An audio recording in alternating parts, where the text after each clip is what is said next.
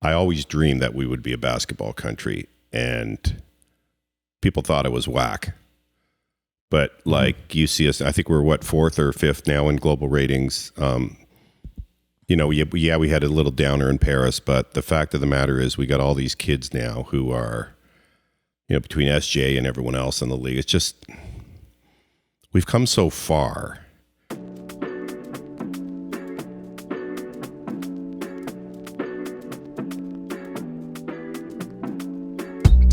Hey everyone, this is the Hello and Welcome podcast presented by Betway. And today I'm your host, Alex Wong, joined by special guest, John Bitove Jr., original owner of the Raptors. Original, is that the right intro? With a group. I had part a of the group. ownership group. Part of the ownership group. I put the group together and we did it. Put the group together, and obviously it's the Raptors' 30th anniversary season. We saw Damon Stoudemire come through for opening night. We've seen a lot of other tributes that are still to come. You're going to be part of some documentaries, at least one that I don't think we can talk about yet, but you're going to be involved. What's it like for you, 30 years later now, looking at the Raptors, looking back now at kind of, your run with the team? It for one, it doesn't seem like 30 years. It still feels like yesterday. And, it's cool the way kids take NBA and the Raptors for granted now. And in the early days, people were unsure. I wasn't unsure, but, the vast majority were like, what is this sport? How's it going to make it? Why basketball? All that stuff. And now it's just, like I have friends say to me all the time, if they got Leaf tickets and Raptor tickets and to go to a game, they say to the kids, you want to go with me to the Leaf game? They say no. And they say, you want to go with me to the Raptor game? They say, well, I'll go, but can I take my friend instead of you? I mean, it's cool. Yeah. I think for people that don't know, like you grew up like a huge basketball fan. Grew up in North York, and then you went to university in Indiana. Yep. What was that like at the time for you? Just like developing this passion for basketball, and you really wanted to bring a basketball team to Toronto, like pretty early on. I feel like. Well, I had cousins in Indiana. My mom's from Indiana, so I always played the sport, and I just loved it. I mean, I've told the story all the time. The Buffalo Braves would play, 10, 12 games in Toronto every year, and with my buddies, we'd head on the subway down and go to Maple Leaf Gardens, watch the games, and everything. I remember there was WTV, this small TV station. It's now Fox, the Fox channel in Buffalo, but at the time it was a UHF channel. You had to have an antenna on your TV, and I remember stringing an antenna out my bedroom so I could pick up the signal and watch Notre Dame and UCLA's undefeated streak. I loved the sport. I loved watching it. Yeah, and who was your? I don't know if I ever asked you this. Who was your team for the NBA before obviously Raptors?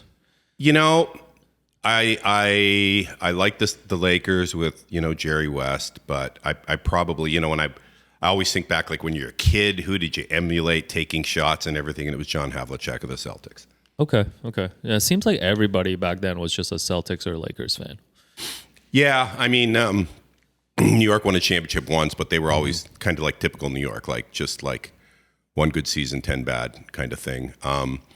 The rest of the teams were always moving about. You had the Kings were playing in Kansas City, Omaha back then. The Hawks had been moving around. Like there was a lot of instability in the league. Yeah. So 93, there's multiple bids for the franchise, expansion franchise. You win the bid. I get this question asked a lot: is why did the NBA at that time wanted to invest in coming to Canada? Well, basketball globally was on a huge curve. You had Magic and Larry come out in 79. So through the 80s, they were propelling the sport. And then MJ, was taking it to a whole new level where, the Olympic Committee finally allowed the pros to play in the Olympics. So in 92, you had Dream Team, which was one of the greatest kind of TV viewership media events ever. And David Stern was like, I think He was trying to understand the international world of basketball. I think he was hoping at that point in time that maybe they could expand globally, not recognizing the issues with FIBA, in Europe and Asia and everywhere else. But, Canada was a no-brainer. What was David Stern like to deal with? He was extremely tough and extremely smart. And, in business, I'd always rather deal with someone who's really smart and tough than stupid. Yeah. Because you can figure out what to do. And there was many instances, where we had to hash it out, fight it out.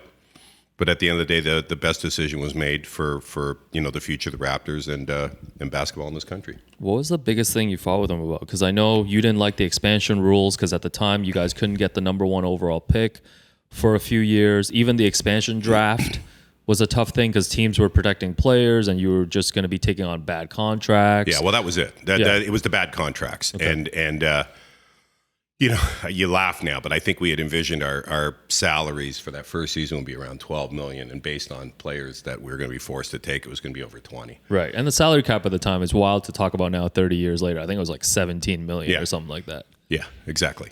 So it wasn't even 20 million. So we were like, this is nuts. We're going to exceed the cap. And it was Isaiah, as usual in his very shrewd and smart way, said, well, that's nuts. We're not going to draft guys.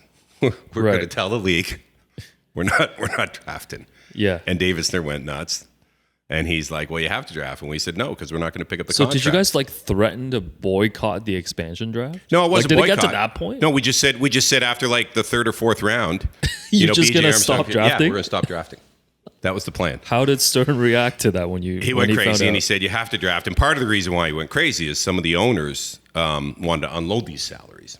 So part of their strategy and expansion was not only to collect the expansion fee, but to unload some of the big contracts. Yeah. So they would only leave, overpaid players available for the expansion draft. Sure. Yeah, it's funny though because it's like some of the contracts. I think Oliver Miller, you ended up picking like with one of the last few picks, if not the last pick. And he ended up being like a really productive player. Like you had players who like maybe you didn't want to take on at first, but ended up being pretty good for you guys. Well, O had a lot of issues. He was a great guy, but his, and I think he would even admit it, like his maturity level back then wasn't. He was so gifted as a talent and so big, but there was times he just didn't feel like working. Yeah.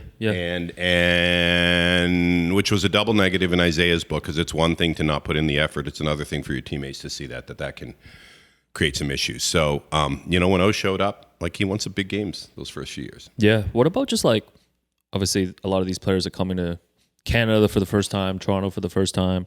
How did you guys set up within the organization to make sure they were comfortable? Like, finding them right places to live in the city or even just getting them acclimated to this new country? Yeah, I think we got a lot of credit from the league and amongst the players themselves for how we treated them. So we had a whole a department set up to look after the players when they came here, to help them,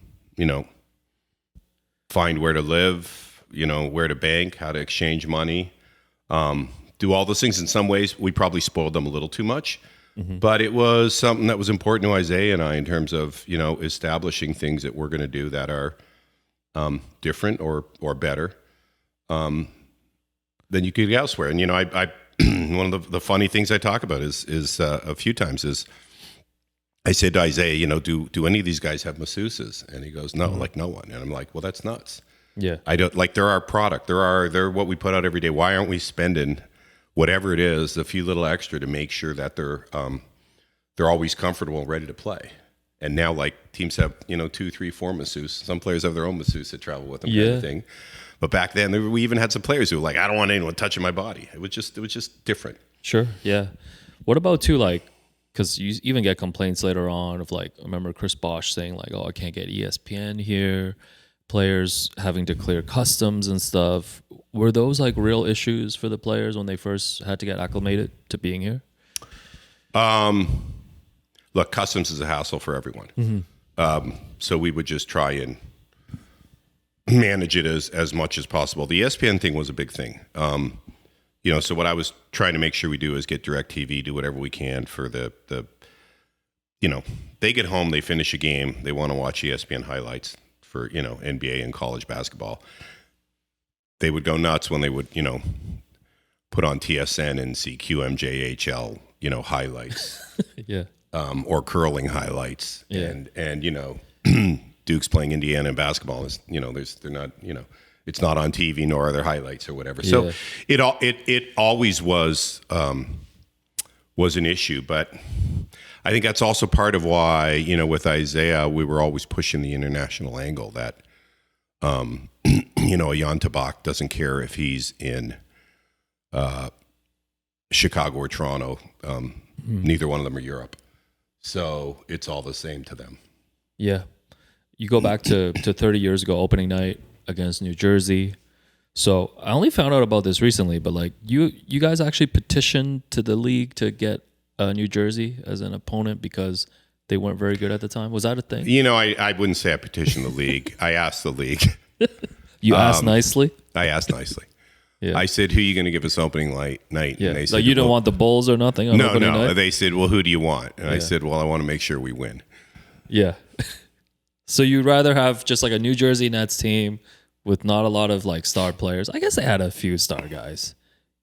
Kenny Anderson. Yeah, but star. it was You didn't look, want like a W was more important than, playing a good team. Look, you always knew you were going to sell out when you played the Bulls, Lakers, or Magic, with Shaq back then. It was really let's get off on the right foot and win a game. Yeah, I think you were sitting with your wife, Randy. Was David Stern with you? My wife and kids and David Stern. We were all sitting there. Yeah. What's like the one thing you still pull from that? Like just thinking back to that night. Well, I've told this story a few times. At the beginning of the second half, they're passing around the noisemakers. Yeah, the thundersticks. The thundersticks that on the basket we were shooting on, and David Stern elbows me and he goes, Bitove, like, you guys doing something new here? I go, I look over. He goes, they pass them on the wrong basket, and I'm like, oh my God, I can't. So that's part of the learning. We had to teach the game ops crew. There was a few things, like when we would be shooting free throws, people would think they have to scream at the top of their lungs. That's where Herbie picked up the shooting. Still does it today. Well, yeah, but he doesn't have to do it like back then. But back then it was to get everyone to shut up because they were making noise when we were shooting our own baskets. It's the other team you want to be, going crazy on. Yeah, it's funny. I went back to check the footage of that first game, and in the third quarter when Tracy Murray goes and shoots 2 free throws, you can see the fans just like waving the thundersticks. Yeah. And he misses both. Yeah. Yeah. And he was pissed. Yeah. He was not happy about that. So but again, I got to give us credit because the players, we would see that, at the same time as the players, and then we would get on it right away to try and make sure it never happened again. Yeah. We didn't just like, oh, well, it's new, we'll figure it out. It's like, we got to teach people. And I used to take a tape of every game home, and I'd watch the broadcast, and because so many of our guys, who did the broadcast, I'm talking about the production crew, the TV guys, all that, they did CFL or they did MLB or they did NHL, but they didn't do NBA. Mm-hmm.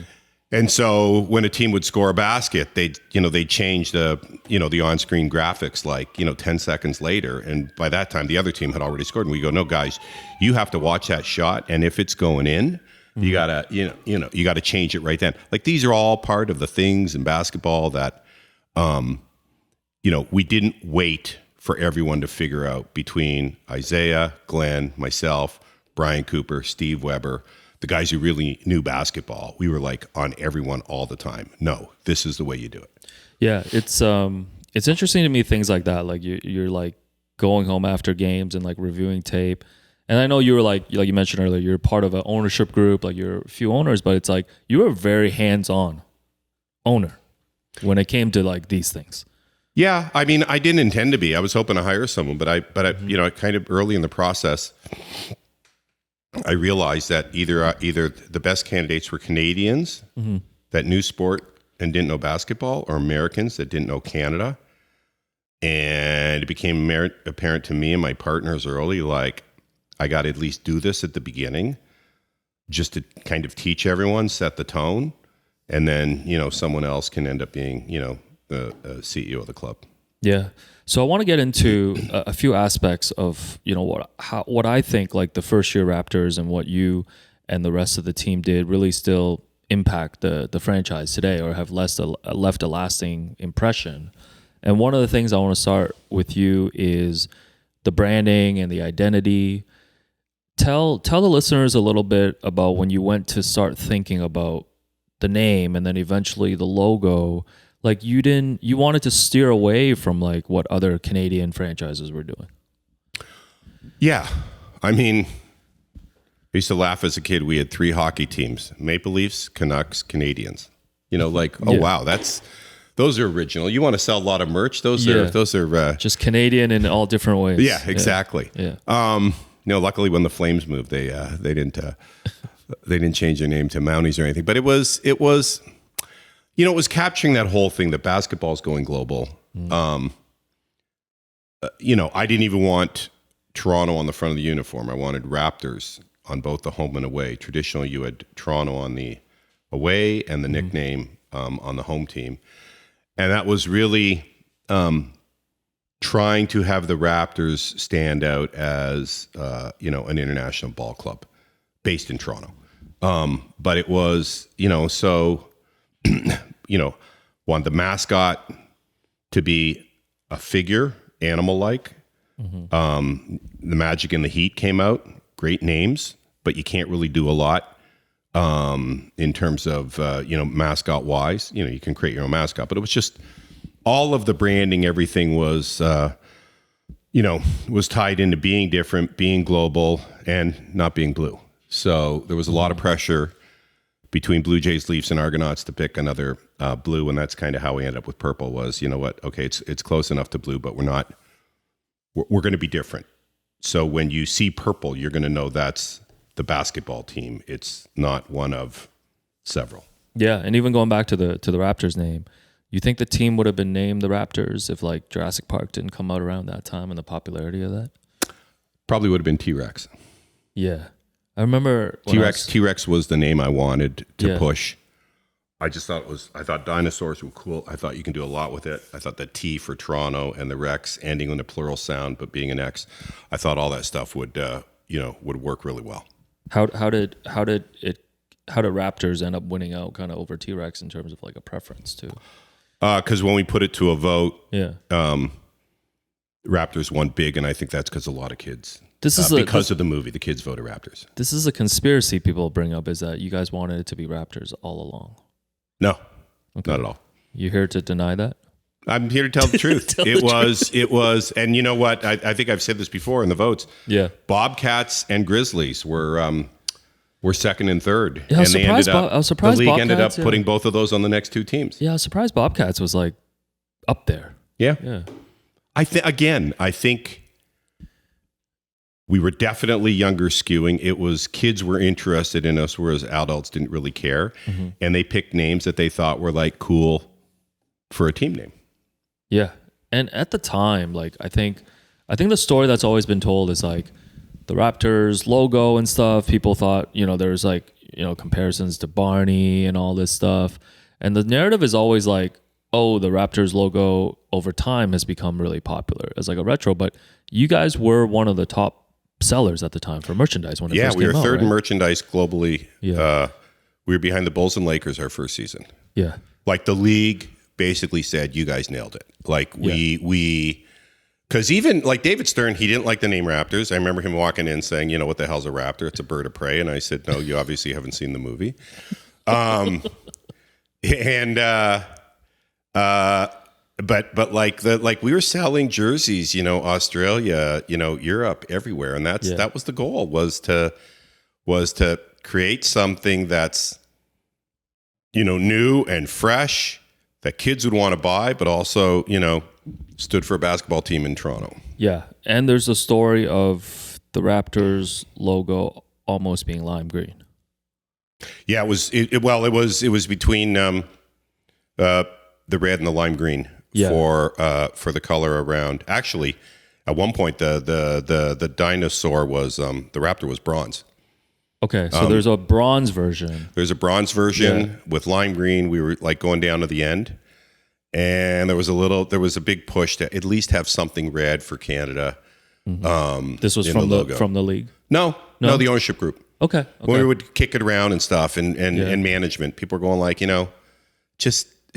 I'm actually glad because, teal was a big color then, like the Panthers, Carolina Panthers, and San Jose Sharks. Like everyone was kind of coming up with these like non-normal colors, and I think lime green would have like expired pretty quick. Yeah, it is cool to think about the alternate reality of like a lime green Raptor logo, though. Yeah. I wonder how it would have done. What does it feel to you now, like watching 30 years later, the Raptors logo is been retroed, and even the City Edition jerseys this year with the Raptor with the Vince Carter kind of dunking motif. Like everybody seems to yearn for the purple, for the dinosaur and all that. What's that like for you? Well, it's cool because I know, people tell me the only thing that sells is the purple. So, I know for whatever reason they want this, all the teams to be red and blue. Because it has morphed into, like you were saying earlier, you didn't want the team to be like, just a Canadian identity, like internet. It's morphed back more now into a Canadian identity. Traditional. Traditional. Yeah. Yeah. Looks like the soccer team. And that's not what you would have pushed for at the time. Yeah. No, not at all. Yeah. Not at all. I think one of the biggest benefits for the Raptors and basketball in our community was the fact that we had nothing to do with the Maple Leafs when we started. I think that was one of the biggest problems for the Grizzlies, is they were owned by the Canucks. Right. And, what happens in those situations is it's like, well, don't do anything that'll show up the Canucks. Don't do anything that's one up on hockey. Right. Don't do anything that is better than what's happening over with the hockey team. Like you have to kind of come in second in the pecking order. Have to come in second on everything. Yeah. Whereas you guys just had the free reign. Like we're the Raptors. We're not tied into these other teams. Like we're just gonna do our own thing. If they were Molson, we were the Bats. If they were Coke, we were Pepsi. If they were Hertz, we were Avis. Like it was. Yeah. It was, and we'd be like in the competitor's office like the next day. Right. Yeah. I think the other thing too, the second thing I think you guys really left a mark, especially in that first season, was really giving fans a different type of in-arena experience than they have been used to. Maybe going to a baseball game or going to a hockey game to watch the Leafs. Tell me about just the brainstorming process of knowing that, hey, we're going to be playing in a baseball stadium to start. This is going to be a new type of crowd that might not be familiar with basketball. Like, what was that process like of making sure the experience was going to be good? Especially because you knew the team wasn't going to win a lot of games. This is where David Stern deserves a lot of credit. Yeah. So he created best practices, and staff would meet, whether it's TV production, game ops, various different ticket sales. All the teams would share best practices, and the NBA had realized very early that there's a lot of entertainment value when you go to a basketball game.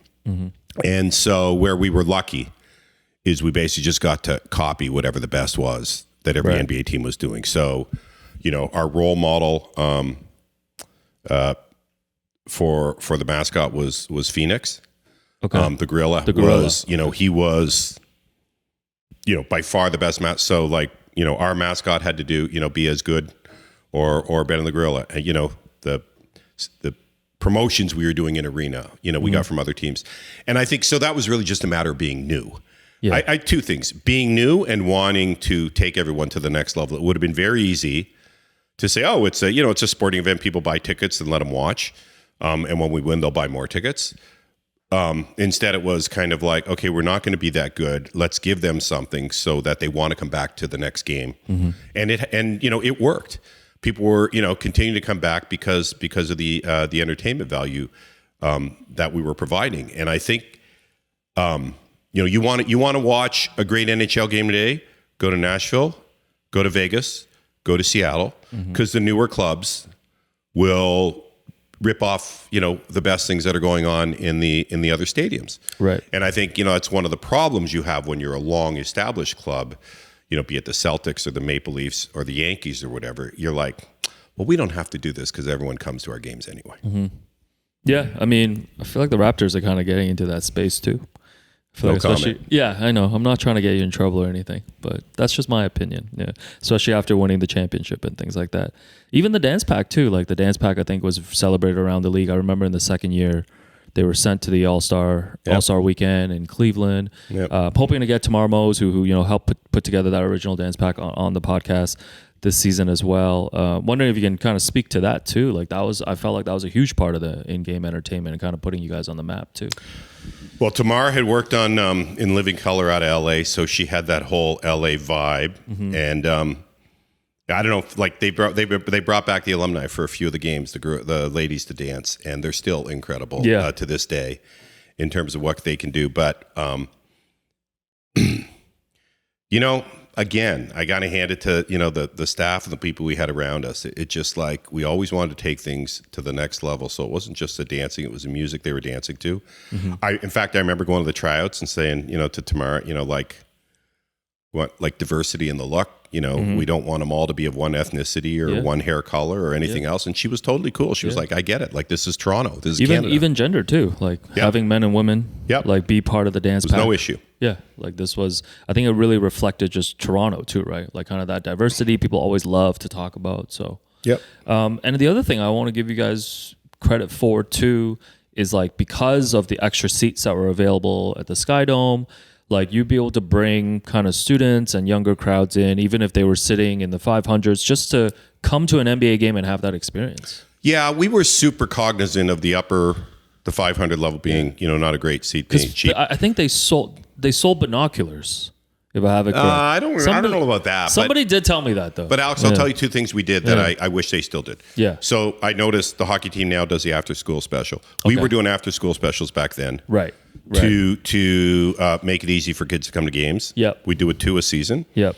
And the other thing that we would do besides the after school special, we had these sections behind the basket called the tar pits.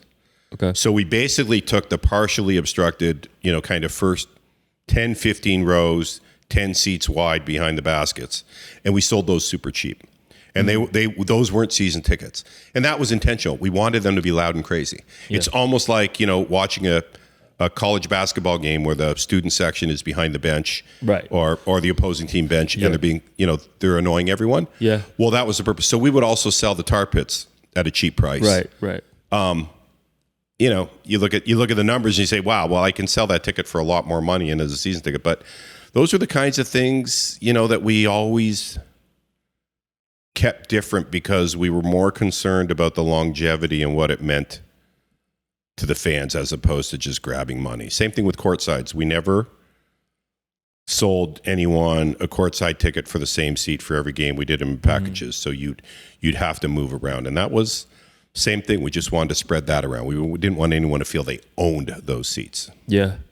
And also the other thing I wanted to flag in terms of first year influence is just laying the groundwork for the community work around the city. I know you did a lot of interviews at the time, and you would always reiterate the fact that like there's 2 things that are important to you, like putting on a really good product on the court, building a really good basketball team, but you always talked about just like having a presence in the community. Like that was almost equally as important to you early on. It was, and the reason is nobody gets to youth like sports teams.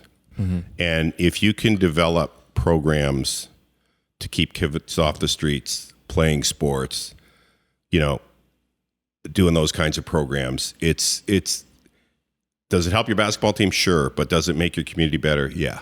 Mm-hmm. And so we were always, having strong community programs out of the gate. We were the first team in Canada to have a charitable foundation set up as part of, a sister entity, so to speak, to the basketball club, which sole purpose was to go out, raise money, and reinvest it in community programs. Yeah.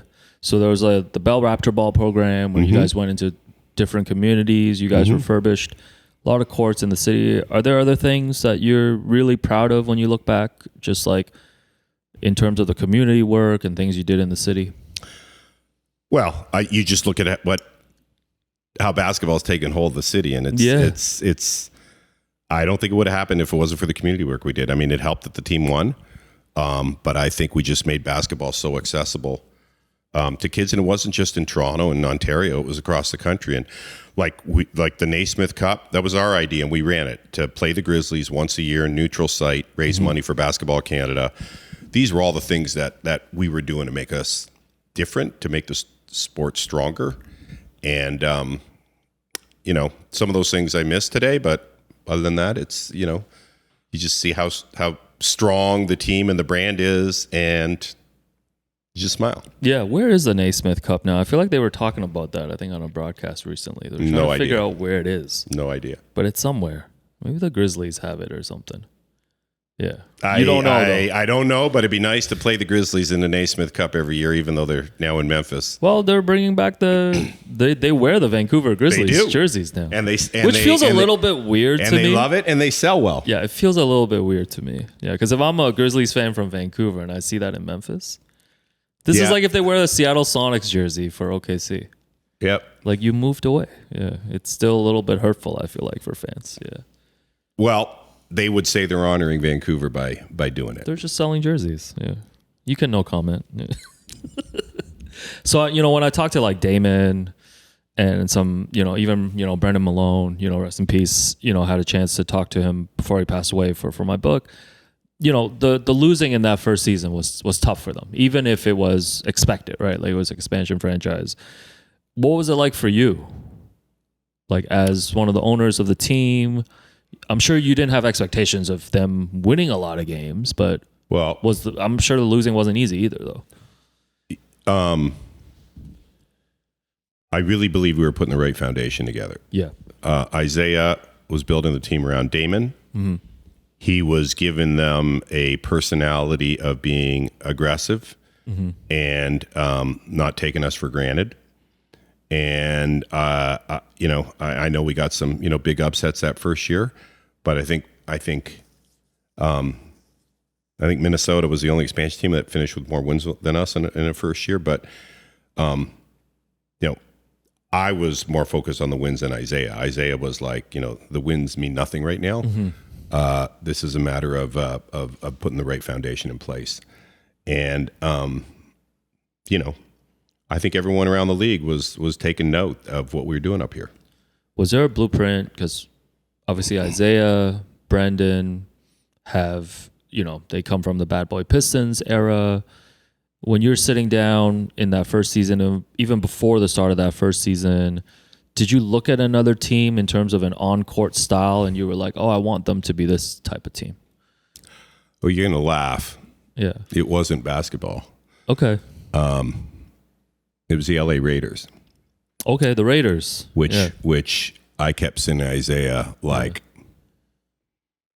and it goes back to, again, your first question, bringing Americans up here and all the rest of that stuff. It was like, between Euros and cast-offs and guys that aren't loved and appreciated, Alvin Robertson's like, Exhibit A in this whole thing. Right. Let's build a team that the rest of the league's afraid to play. Mm-hmm. And that was really, I wanted that edginess about the team. Yeah. It was very un-Toronto, very un-Canadian, to say you don't care whether you're,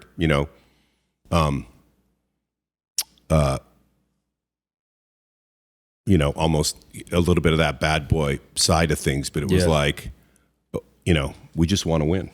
Yeah. No, that's interesting.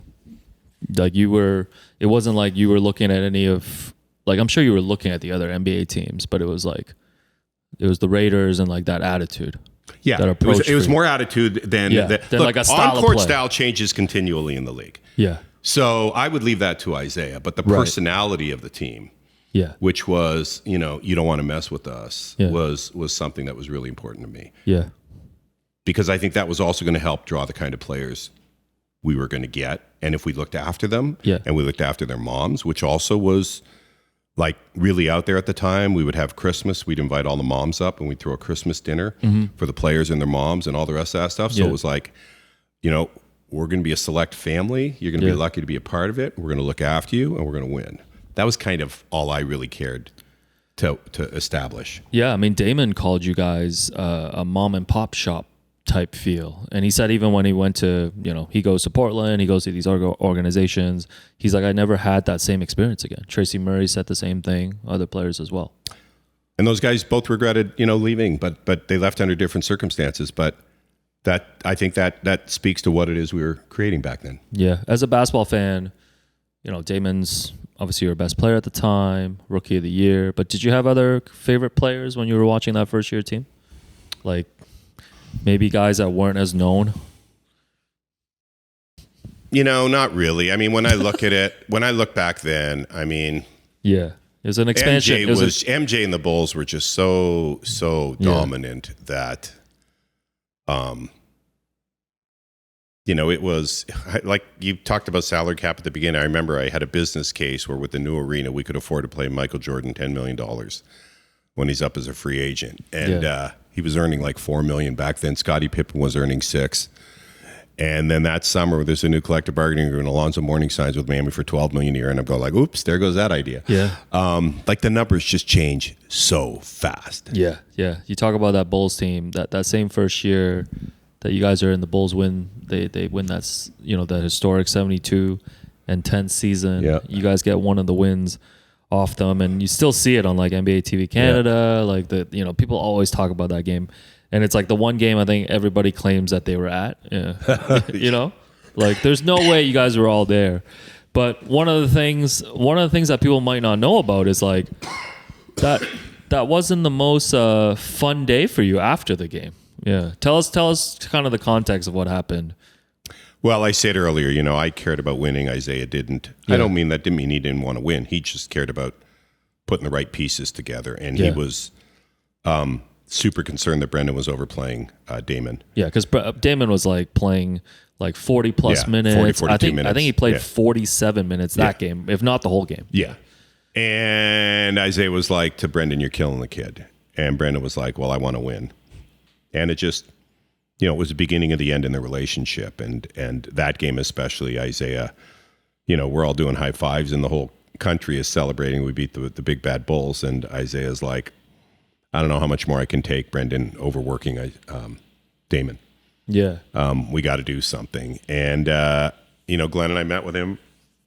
Glenn called me at like 11 o'clock, said, "You better come down to the office." And we talked.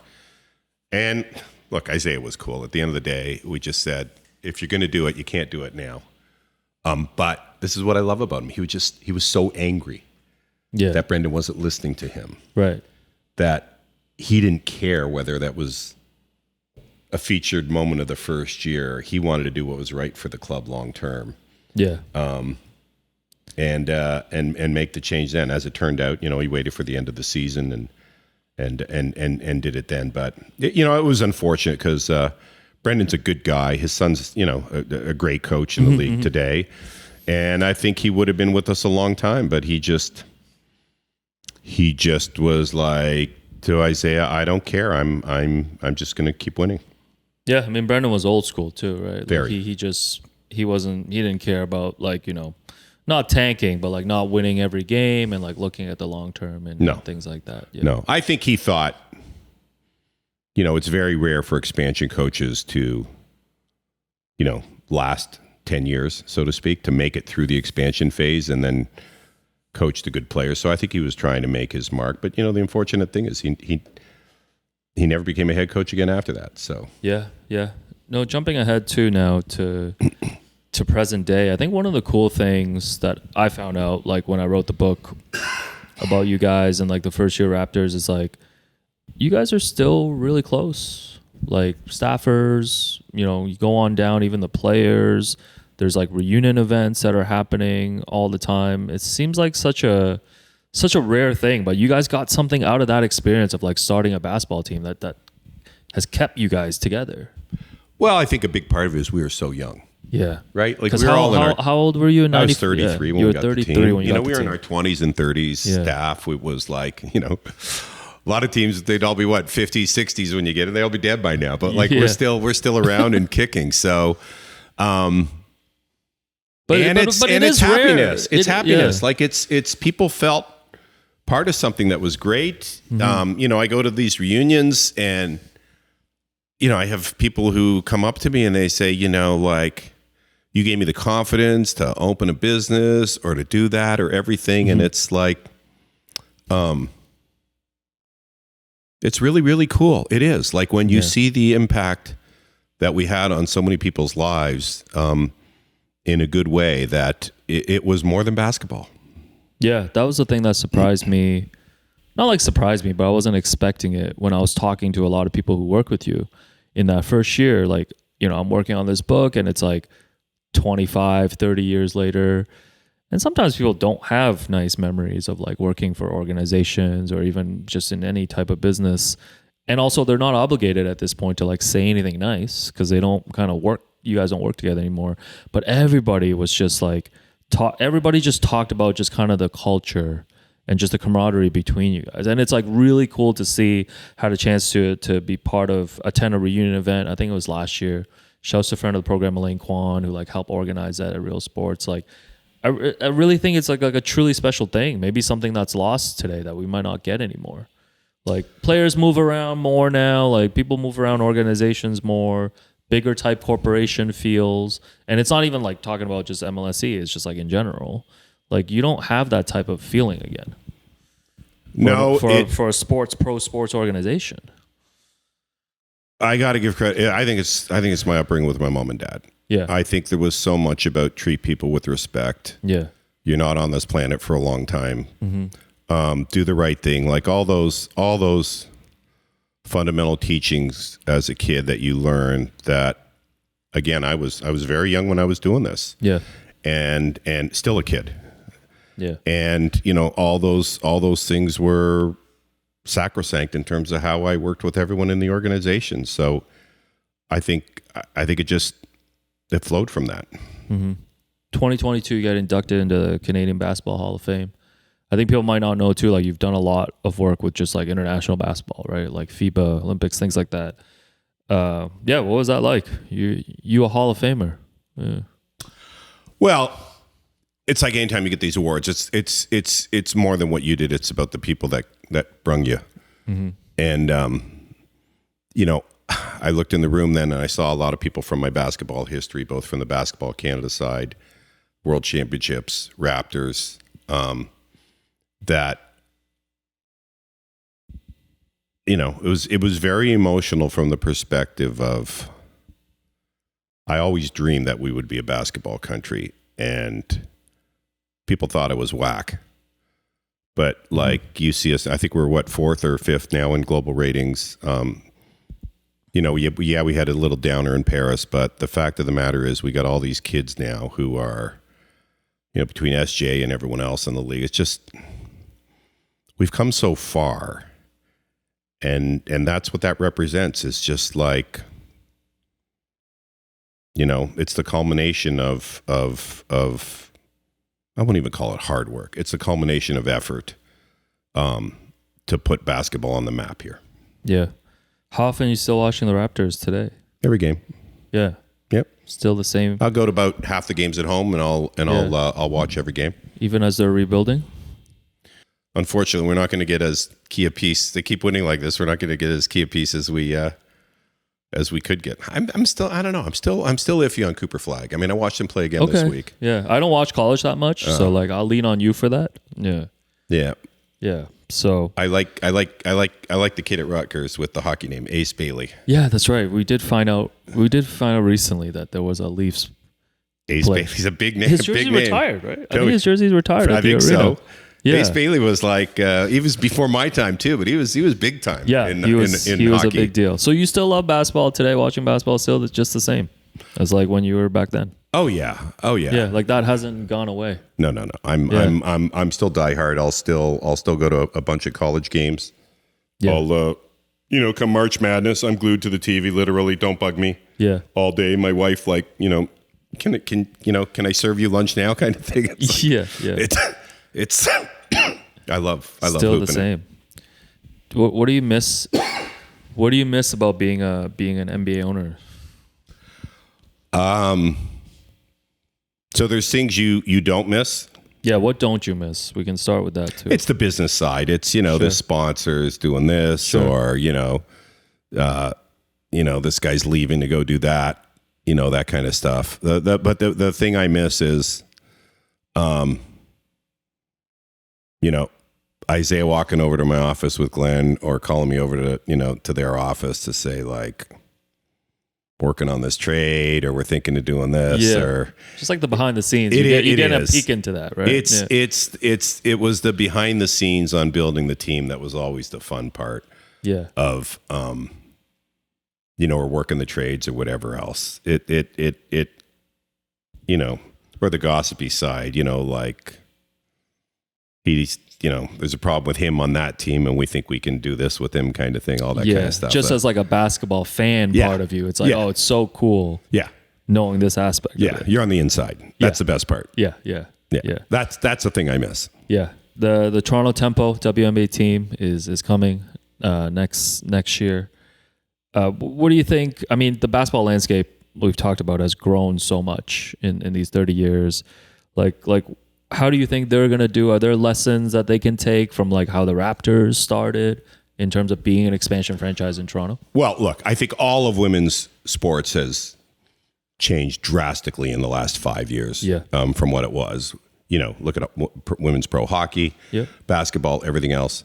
I think it's great we have a team. I mean, had I been involved, we probably would have had a team like right out of the gate, because I think every NBA team should have a WNBA sister team. I just think it should be part of the mix. Mm-hmm.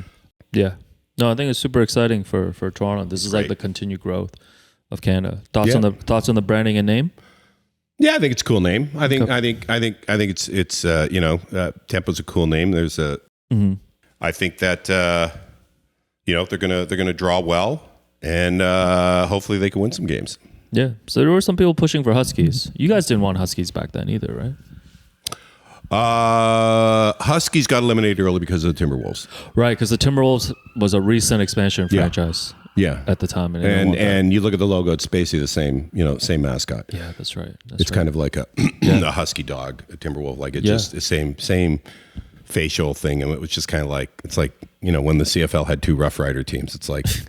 Yeah, why did they do that when there was only like 8 CFL teams? Yeah, there was 9. Then 8, why, you're right. Yeah, why did they do the that? The 9th one. Well, actually, one was Rough Riders, one word, and one was Rough Riders, 2 words. So that's the most CFL thing I've ever heard. It really is. Yeah. John, my American friends would go like, 2 teams of Rough Riders? Yeah, 2 teams. That makes no sense. John, thanks for your time. Really appreciate you joining us, kind of going down memory lane.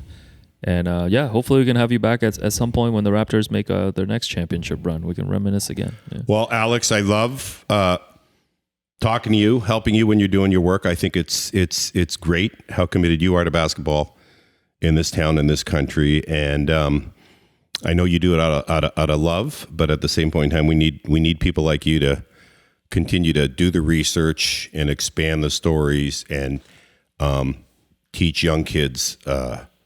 About like what they can do and where they can go if they want to dream. Yeah, no, I really appreciate that, John. And we'll catch up soon. That was John Bitove Jr. Thank you everyone for listening. This was the Hello and Welcome podcast presented by Betway, and we will talk to you soon.